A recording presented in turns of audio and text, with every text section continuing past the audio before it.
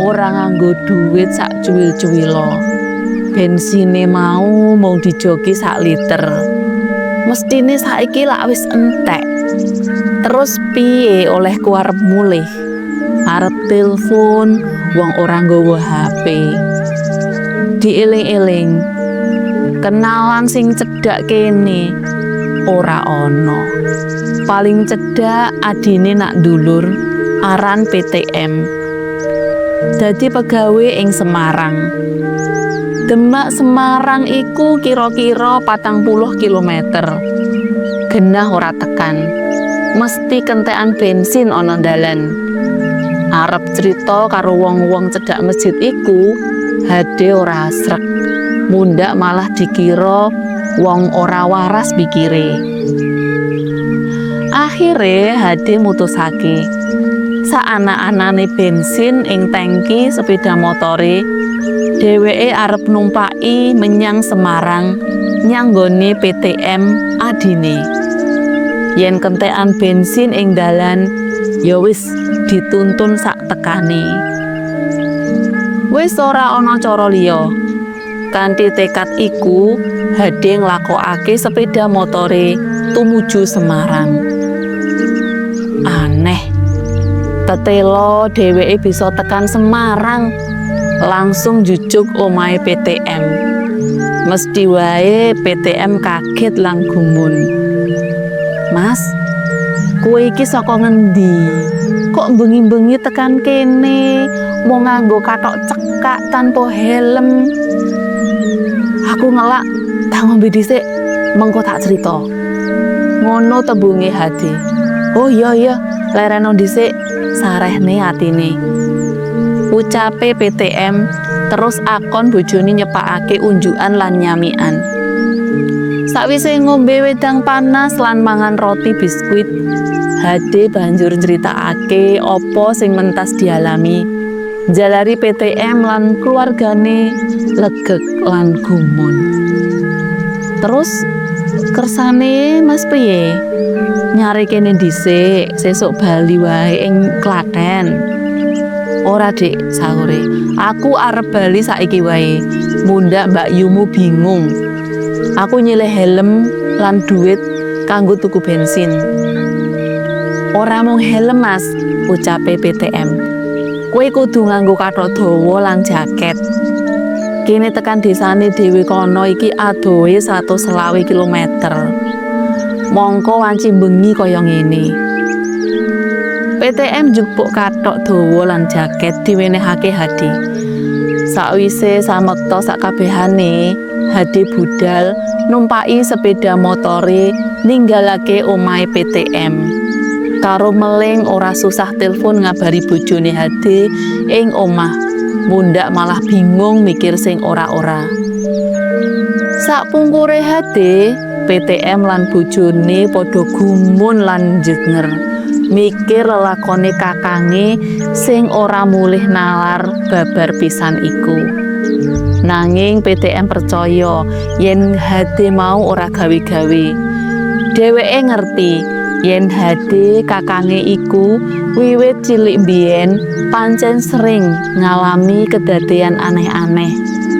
PTM kelingan nalika lagi kelas 1 SD biyen, Hadi tau ana ngomah uber-uberan karo tuyul sing arep nyolong duwite ibune. Dheweke iku dudu bocah indigo, nanging kerep ngalami kedadean sing nyangkut bangsa lelembut. PTM lan Hadi akrab wiwit cilik. Pisah bareng PTM entuk gawean ing Semarang iku. Sautara iku Hadi wis ngejoki bensin sepeda motore, nuli ngeblas nurut dalan gede tumuju Klaten. Lakune ora banter, merga atine ora kemrungsung. Dheweke bisa ngendhaleni perasaane. Dheweke yakin yen wanita lelembut mau ora niat ngganggu dheweke. Nanging pancen temen-temen butuh pitulungane. Dheweke uga wis kanthi ikhlas niat tetulung marang wanita iku. Mula dheweke ora kuwatir apa-apa. Ora kuwatir yen disalahi wanita iku maneh. Nyatane lakune saka Semarang tekan Klaten nganti tekan desane lancar lan aman, ora ana rubeda. Jam 2 bengi dheweke tekan omah. Gumun dene bojone wis melek lan wis cecawis panganan. Gawe wedang kopi kesenengane. Lawang uga ora kancingan. Sing sisih liya hadir rumangsa lega lan ayem wis bisa tekan ngomah kanthi slamet. Kowe kok wis melek? Takoni. Kok iya wis ngerti yen aku arep teko? Pak Lik PTM Semarang mentas wae telepon, takon, sampeyan wis tekan ngomah apa durung? Piye ceritane kok tekan Semarang? Mengko tak critani. Saure HD karo nyandak gelas nyeruput kopi sing isih panas. Sawise leren sedelo, nuli nyritani lelakone wiwit saka Kretek Tegal Gading dek mau nganti ketulo-tulo tekan Demak, Semarang lan akhire bisa bali tekan ngomah iki.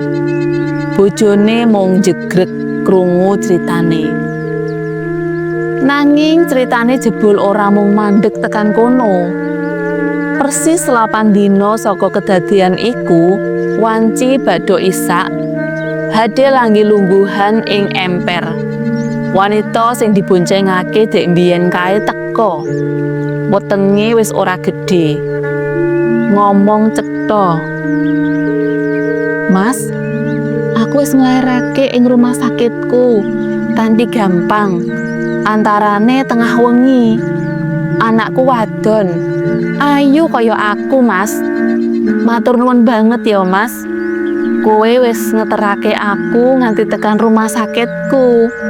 Aku mung pengen ngabari karo matur nuwun. Muga Mas sak keluarga tansah slamet. Nyuwun pamit, anakku ndak selak nangis. Bubar ngomong ngono terus lunga. Minger balik langsung maklap. Ora katon maneh. Hade cepet-cepet mlebu ngomah, cerita karo bojone bab kedadian iku. Jebul bojone mung guyang-guyu ora kaget, ora gumun, lan ya ora wedi. Malah esuke gawe tumpeng janganan kangkung, kacang glyor, lan endhog pitik kampung godhog. Didum-dumake tangga teparo. Ujube mbancaki selapanan ponakane Mas Hadi. Kalebu ngeteri bulike Hadi, bulik Sri, Pak Lik KR sing omahe uga cedhak kono. Mesti wae bulik Sri kaget. Ponakane Hadi iki sapa? Wong ora ana sing mentas bayi. Mara nyanggone Hadi nggenahake.